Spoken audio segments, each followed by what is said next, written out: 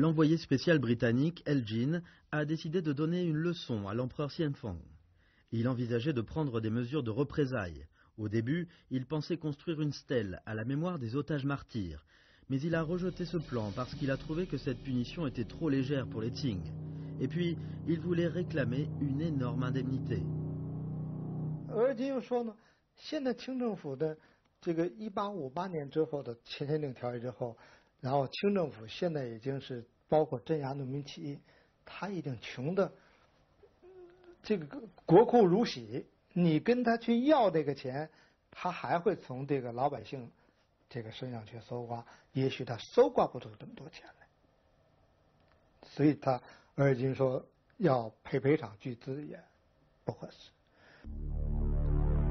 D'après Elgin, la punition devrait laisser à l'empereur des Qing une impression indélébile. Incendie du palais d'été impérial, le Yuanmingyuan.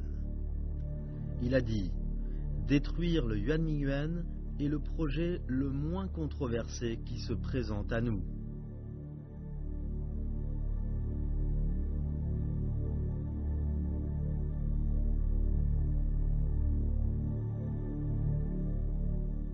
他们是有这么几个想法，但是这几个想法都不是最根本的原因。这个问题就涉及了他为什么要收圆明园啊？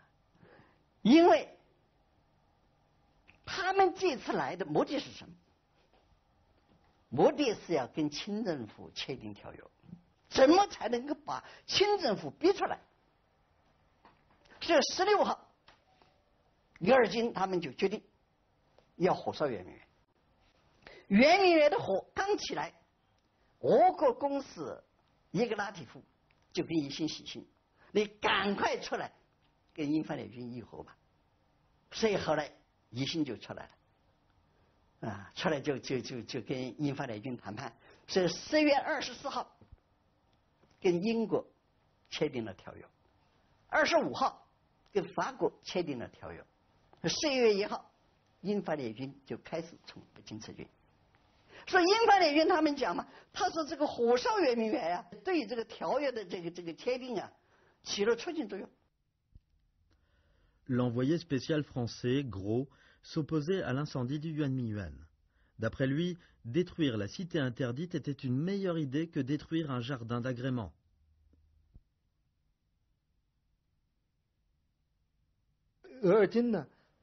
跟他是有分歧的，而今认为什么呢？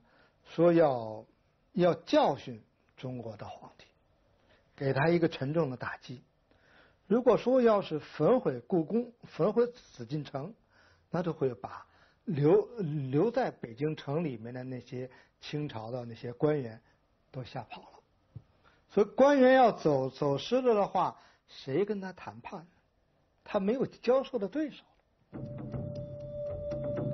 En plus de cela, Elgin s'inquiétait qu'une action démesurée, par exemple l'incendie de la cité interdite, puisse désagréger la cour des Qing et profiter à l'armée des Taiping.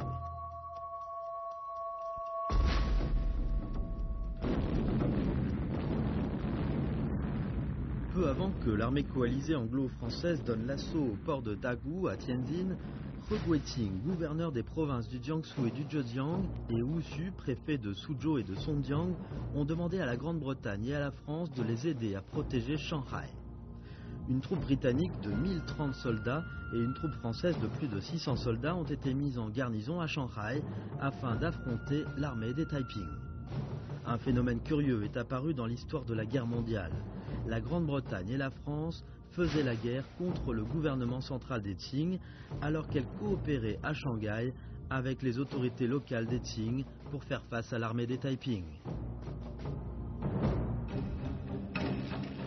Elgin a rejeté la proposition des Français de détruire la cité interdite, prétendant qu'à la demande de la Grande-Bretagne et de la France, la cour des Qing avait ouvert la porte Anding, laissant ainsi entrer l'armée coalisée dans la capitale chinoise.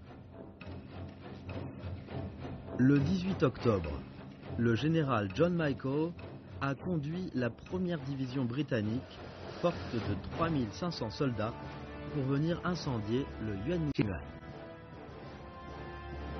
Tous les palais du Yuanmiyuan et ceux des alentours étaient en feu. Les flammes ont dévoré rapidement la plupart des palais, construits en bois. L'incendie, qui a duré 2 jours et 2 nuits, a détruit un jardin impérial magnifique, ainsi que d'innombrables salles et pavillons splendides. Les flammes violentes recouvraient le Yuanmiyuan comme une tenture, crachant des fumées noires qui flottaient au gré du vent au-dessus de Beijing. Elles enveloppaient la ville, comme si elles provoquaient une éclipse de soleil de longue durée.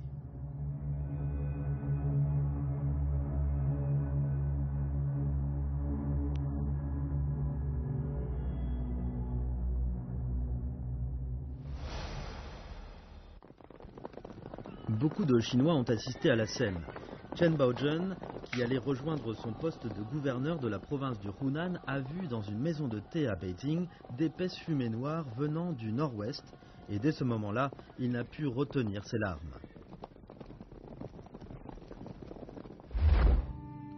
Yixin, prince de Gong, a vu sur une colline près du Yuanmiyuan ce qui se passait au Yuanmiyuan. Selon un dossier, toute l'assistance a pleuré à la vue de la scène. Apprenant cette terrible nouvelle, l'empereur Xianfeng a fait un commentaire sur le rapport remis par les ministres. « Je ne peux plus contenir ma colère après la lecture du rapport. » D'après un historien taïwanais, il a écrit que Xianfeng avait vomi du sang sur le coup.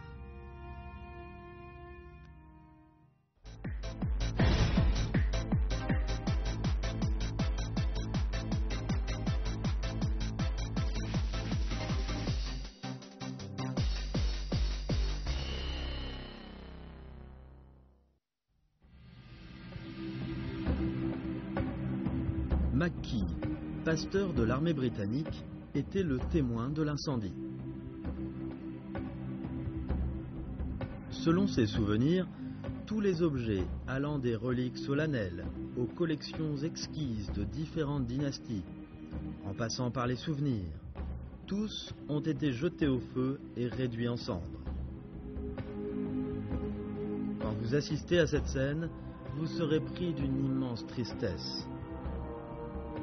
Ces édifices, uniques au monde, témoignent suffisamment de leur niveau technologique et de leur style incomparable.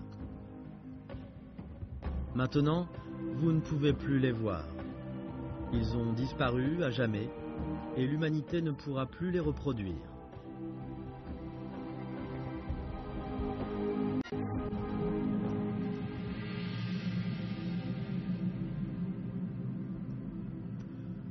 Lorsque les soldats mettaient le feu au Yuanmiyuan, ils y ont découvert 2 cadeaux venus de Grande-Bretagne, dont l'un était une voiture hippomobile toute neuve, offerte à l'empereur Tianlong par Macartney, envoyé de George III, roi de Grande-Bretagne et d'Irlande, et l'autre, un obusier et 2 fusils.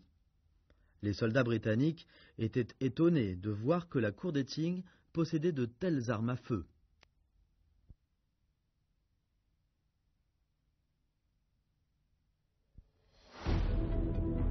Plus tard, Suono a écrit ses impressions sur les 2 jours d'incendie.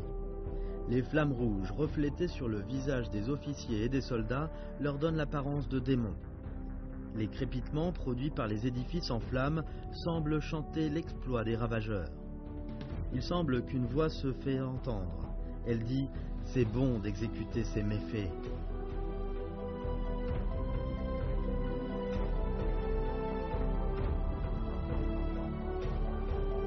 À la vue des ruines laissées par l'incendie, le général Grant avait bien du regret. Dans son journal, il a écrit « À la vue de nombreux anciens palais de villégiature en ruine, je suis bien triste, et je crois que c'est un acte barbare. »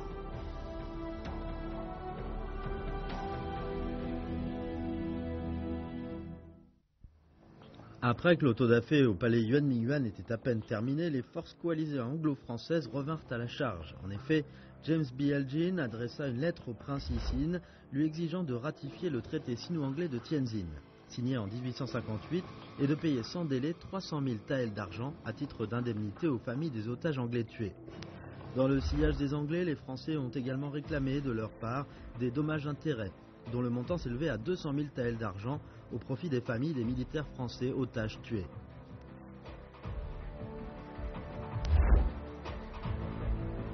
Mandaté pour mener des négociations de paix, Hissine avait cherché à faire des concessions dans l'intérêt général. Il comptait pendant un certain temps renoncer aux négociations à la suite des pillages commis par les forces coalisées anglo-françaises contre le palais Yuan Mingyuan et les habitants riverains, si bien qu'il a écrit dans un rapport adressé à l'empereur « Il ne faut plus poursuivre les négociations de paix ». Mais l'empereur Xianfang n'était pas d'accord, parce qu'en fait il avait d'ores et déjà consenti, au cours des négociations menées à Tongzhou en septembre, à des requêtes anglaises et françaises, dont l'agrément de leur ministre accrédité à Beijing.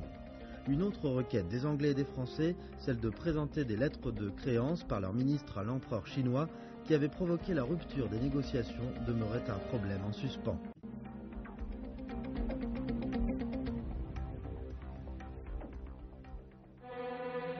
Hissine se laissait manipuler depuis lors par les Anglais et les Français. Pour lui, tout était bon à arranger, sauf la présentation des lettres de créance à Sa Majesté.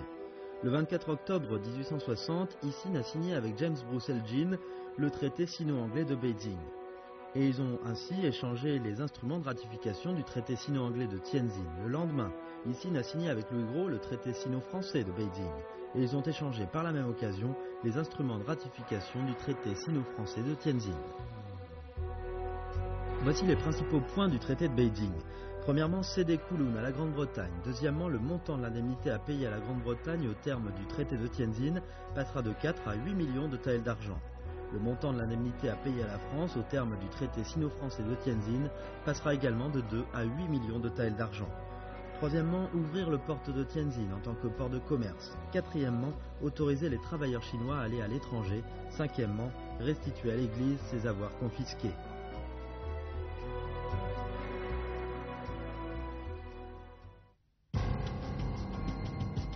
L'empereur Xianfang était dans le Zhehe lointain. Il n'avait aucune remarque à faire au sujet des clauses des dits traités. Ses instructions en la matière étaient explicites.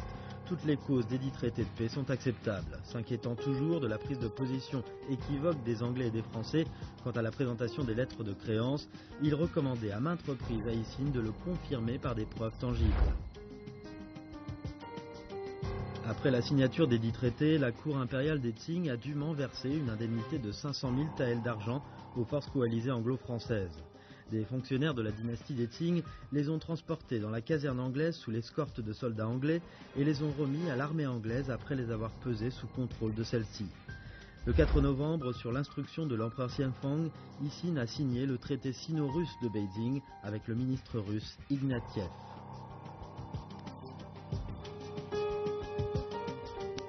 Après l'occupation de Beijing par les forces coalisées anglo-françaises, Hissine demanda au ministre russe Ignatiev d'offrir sa médiation. Celui-ci voulait en profiter pour requérir des conditions. Faute de mieux, Hissine fut contraint d'y consentir. Au moment de la signature des traités, la Russie posa des conditions rédhibitoires. Hissine était dans l'impossibilité de revenir sur son engagement sous la menace d'Ignatiev par une nouvelle attaque anglo-française. Au terme du traité sino-russe de Beijing, le fleuve Heilongjiang et le fleuve Ussuri servent de frontière entre la Chine et la Russie au terme du traité, reconnaissant ainsi de facto le traité sino-russe de Haïhui, illégalement signé il y a 2 ans entre Ishan, général du Heilongjiang, et Alaviov, gouverneur de la Sibérie de l'Est de la Russie, et incorporant aussi dans le territoire russe un territoire situé à l'est du fleuve Ussuri et placé sous l'administration commune sino-russe conformément au traité de Haïhui. Le traité sino-russe de Beijing stipulait également que la frontière ouest sino-russe suivait les montagnes, les cours d'eau importants et les postes de l'armée Qing, ce qui a donné naissance aux procès-verbaux de la délimitation de la frontière sino-russe du nord-ouest, aliénant à la Chine un autre territoire de plus de 440 000 km². 所以整个北京条约签订之后，以北京条约为母约，其他的这些堪分东阶级和西北阶级，又使俄国前后侵吞了中国150万平方公里的国土。所以在中国近代史上，这个沙皇俄国是侵吞中国领土最大的一个帝国主义。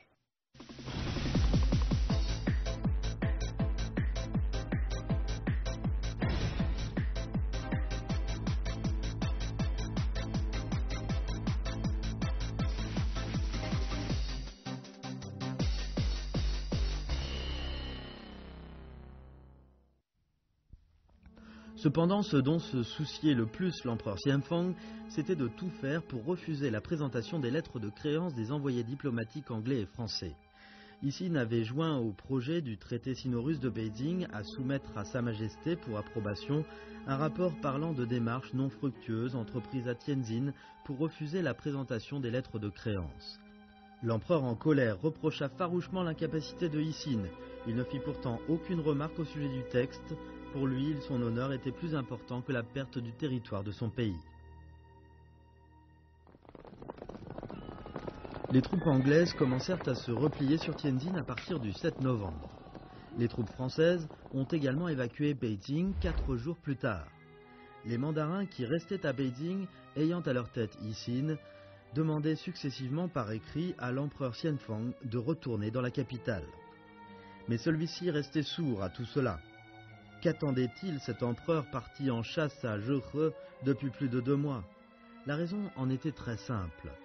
Il craignait le retour des forces coalisées anglo-françaises. En effet, mis au courant de l'évacuation de celle-ci, il a rédigé à l'encre de cinabre une observation en marge du rapport de Yixin. Le danger demeurera aussi longtemps qu'on s'en tiendra à la présentation des lettres de créance. On me ferait chanter si je retournais au palais à Beijing, en passant par Tianjin.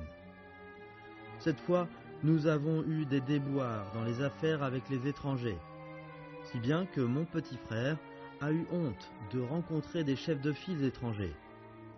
Il ne faut pas les laisser faire, pour l'honneur du grand empire Qing.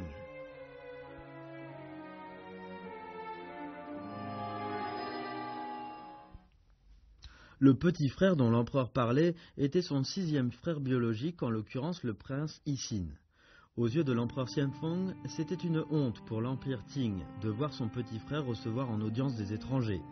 Il était donc d'autant moins question pour lui de recevoir des envoyés diplomatiques occidentaux selon le protocole occidental. Le 22 août 1861, l'empereur Xianfeng décéda dans son palais de résidence secondaire au Zhehe.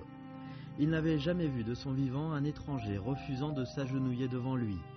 Sur son lit de mort, il confia en guise de rappel de honte aux impératrices douairières du palais Est et du palais Ouest et à son très jeune fils, prince héritier, le sceau du palais Trongdaotrang, où il avait pris son dernier dîner dans l'enceinte du palais Yuanmingyuan. Le 20 janvier 1861, soit 7 mois après le décès de l'empereur Xianfeng, fut instituée l'administration générale des affaires étrangères. Le grand empire Qing avait enfin une institution spéciale chargée des affaires étrangères, conformément à l'usage international. Les affaires étrangères n'étaient plus du ressort du ministère des Rites, chargé d'accuser réception des tribus présentées à la cour et de réconforter les vassaux. Un Écossais nommé John Thompson a pris des clichés des premiers diplomates de la dynastie des Qing. Le prince Yixin avait proposé de fonder la première institution des affaires étrangères de la dynastie des Qing et il en fut le fondateur. De lui, Thompson parla en ces termes. C'est un homme qui a la compréhension rapide et la pensée ouverte et qui est attentif aux suggestions d'autrui. Sur cette photo, prise dans le jardin du palais de résidence du prince Yixin, figurent de gauche à droite 3 personnes, à savoir Chang Lin, le plus jeune mandarin de l'administration générale, Bao Jun, 65 ans, originaire de la bannière blanche mandchoue et ministre chargé des affaires intérieures de la cour, et Wen Xiang, originaire de la bannière rouge de Shangxing et futur académicien impérial. Et ces 3 personnes à gauche, ce sont Shen Guofen, âgé de 56 ans, originaire de Wuxian et du Jiangsu et membre du secrétariat impérial. Celui au centre, Dong Xun, originaire de Jiangdu, Yanzhou et traducteur du poème Un psaume pour la vie du grand poète américain Henry Longfellow, et que Tian Zhongshu qualifiait de premier chinois recommandeur de la littérature occidentale. Et celui à droite, Mao Changxi, originaire du Henan, 56 ans, et ministre des Travaux publics.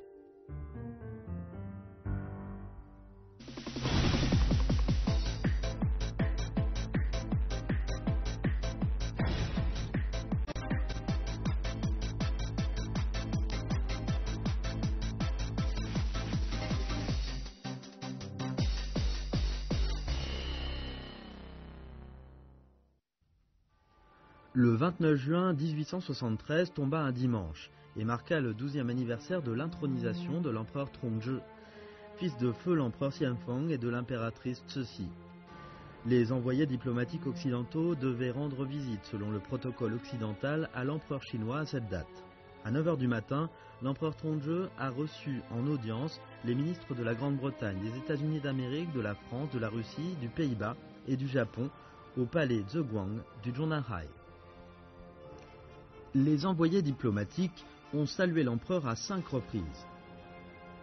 Puis le ministre russe Aave Langali prononça une allocution. Ensuite, les ministres ont mis leurs lettres de créance sur une longue table placée devant l'empereur. Pour terminer, l'empereur Zhongzhi donna par la bouche de Yixin une réponse de sa bonne volonté. L'audience a duré une demi-heure environ, sans être ponctuée de prosternation qu'exigeaient les rites chinois, ni de refus catégorique de se prosterner de la part des diplomates étrangers. On a entendu dire plus tard que l'empereur Zhongzhi avait été fort mécontent des étrangers debout devant lui. Et de leur part, les ministres apprirent aussi que le palais Zheguang était un lieu où l'empereur chinois recevait en audience les vassaux, présentant leur tribut à la cour.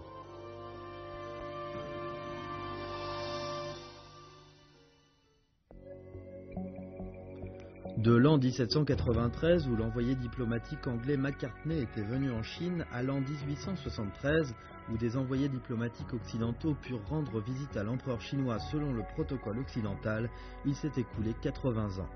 Durant cette période, des changements remuant terre et ciel sont survenus dans le monde entier. Dans son livre intitulé L'Aune du temps moderne, le professeur Mao Haijian de l'université de Beijing a poussé des exclamations. L'audience impériale à l'occidental se réalisa en 1873, soit 14 ans après la publication de l'ouvrage De l'origine des espèces de Charles Darwin, et 7 ans après l'inauguration du câble télégraphique sous-marin atlantique. 3 ans plus tard, Alexander Bell inventera le téléphone. La réforme de l'ère Meiji au Japon était alors dans sa 6e année. 22 ans plus tard, soit en 1895, le Japon battra le grand empire Qing pour devenir l'une des grandes puissances mondiales. Le gouvernement Qing tentera seulement de réformer son système politique 3 ans plus tard.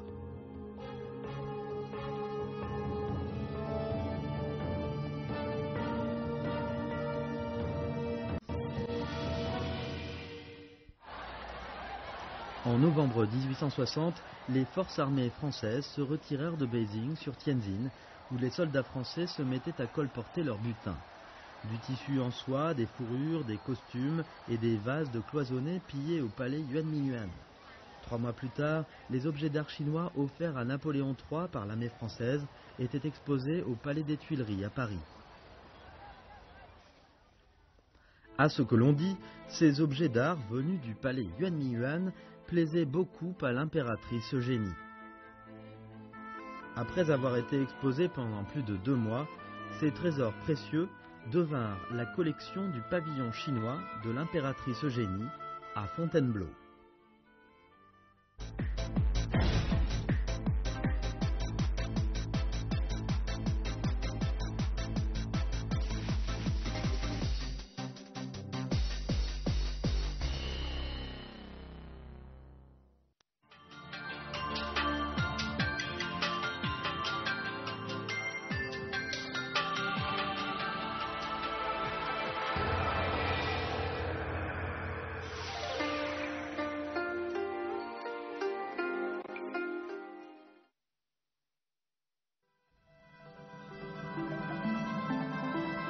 Les riches couleurs du cloisonné sont obtenues avec ces petits morceaux de couleur. Ce procédé s'appelle en argot « semer le bleu ». Au début, le bleu fut essentiellement celui du bain. Comme le savoir-faire se développa sous le règne Jingtai des Ming, il fut baptisé bleu de Jingtai. À l'époque, pour raison de la complexité du processus de fabrication, l'empereur n'offrit un cloisonné qu'à ses fonctionnaires ayant accompli de grands exploits. C'est pourquoi le cloisonné devint un objet précieux à la cour, qui a une plus grande valeur que la perle et le jade. Grâce au développement ayant duré des centaines d'années, on arrive à confectionner le cloisonné dans différentes couleurs et l'objet n'est plus réservé à l'usage exclusif de la famille impériale. Ce qu'il y a dans ces bols sont des couleurs destinées au cloisonné. Les couleurs primaires sont peu nombreuses. Les artisans composent d'autres couleurs en mélangeant des couleurs primaires à diluer dans l'eau pour obtenir ce qu'ils recherchent. Il n'est pas facile d'obtenir une couleur homogène. D'autre part, la couleur peut changer sous le feu. La composition des couleurs devient donc un savoir-faire particulier durant l'étape « semer le bleu ».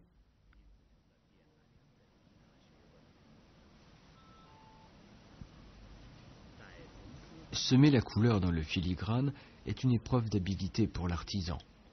La couleur est préparée avec l'eau. Mise sous le four chauffant, la couleur se rétrécit.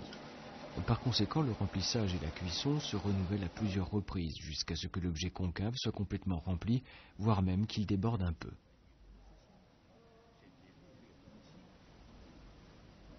Grâce à ces remplissages et cuissons successifs, ce vase de pivoine a pu acquérir sa magnifique élégance.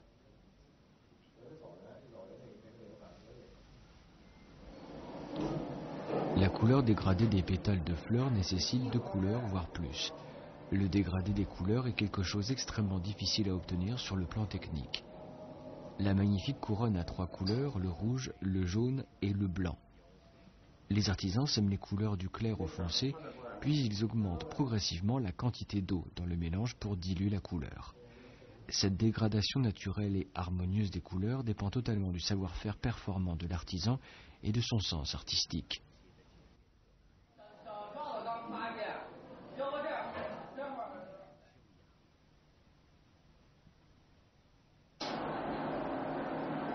Pour les couleurs du cloisonné, le facteur cuisson du bleu est aussi déterminant. Lors de la cuisson, la maîtrise du feu est capitale. Le moindre décalage se solderait par un changement de couleur, le décollement de l'émail ou la détérioration du support de cuivre. La durée de la cuisson varie d'un cloisonné à l'autre. La norme n'est rien d'autre que l'empirisme de l'artisan. La flamme danse dans le four. Le support de cuivre émaillé se métamorphose en un objet chauffé à blanc sous le feu.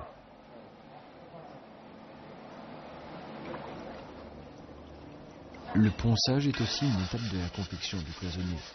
On recourt à l'aventurine pour décaper l'émail de sorte que le filigrane se dévoile à la surface. Puis on ponce, à l'aide de cette pierre jaune et du charbon de bois, l'objet jusqu'à ce que sa surface devienne lisse et brillante. À la fin, on recourt à un tissu tournant pour polir l'objet. Semer, cuire, poncer, ces procédés magiques génèrent une couleur unique. Le cloisonné nous procure une sensation visuelle d'objet sublime, voire surnaturel. Il est sans équivoque une perle éclatante parmi les 8 merveilles de Peiping